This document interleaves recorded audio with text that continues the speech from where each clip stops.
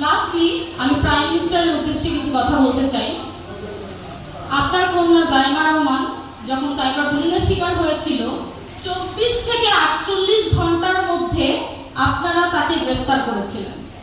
আপনাদেরকে অন্য আরেকটা চিত্র দেখাই। ডেইলি স্টারের প্রতিবেদন অনুযায়ী এবং ডেইলি স্টারের রিপোর্ট অনুযায়ী, অলসো ঢাকা ট্রিবিউনের রিপোর্ট অনুযায়ী বাংলাদেশে প্রতিদিন 19 জন করে নারী এবং 12 বছরের নিচে শিশু ধর্ষণ হচ্ছে এবং কিছু ক্ষেত্রে মামলার বিচার নেওয়া, এইসব ধর্ষণের মামলার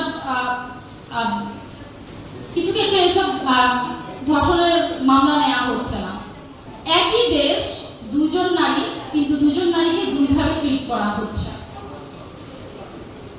no head to Zaima Rahman. আমার জাইমা রহমানের কিছু আমি জাইমা রহমানকে ব্যক্তিগতভাবে খুব পছন্দ করি। তার কিছু কার্টুন গতকালকে উনি একটা পোস্ট করেছেন যেখানে উনি লিখেছেন যে child safety as a emergency হিসেবে ট্রিট করতে।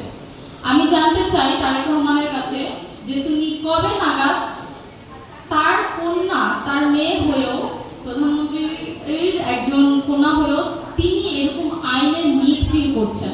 আমি জানতে চাই তিনি কবে নাগাদ এটার আইন বাস্তবায়ন করবেন। আমরা আদৌ এটার আইন বাস্তবায়ন হতে দেখতে পাবো কিনা, কবে দেখতে পাবো, এটার একটা ক্লিয়ার স্টেটমেন্ট আমাদেরকে দিবেন।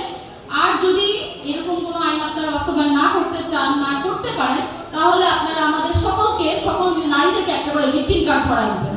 অনেক তো কার্ড দিচ্ছেন, একটা ভিকটিম কার্ড দিবেন। কারণ গতকাল 2 দিন আগে রামিসা ছিল, তার 2 দিন আগে আসিয়া ছিল।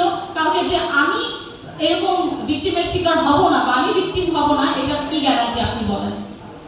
সুতরাং আপনারা কবে নাগাদ এটা নিয়ে বিচার ব্যবস্থা করবেন, আপনাদের কবে বিচার করবেন, কবে কি করবেন, এটার একটা ক্লিয়ার স্টেটমেন্ট আমরা জনগণের সামনে তুলে ধরুন। আমরা এটাই আসলে আশা করি।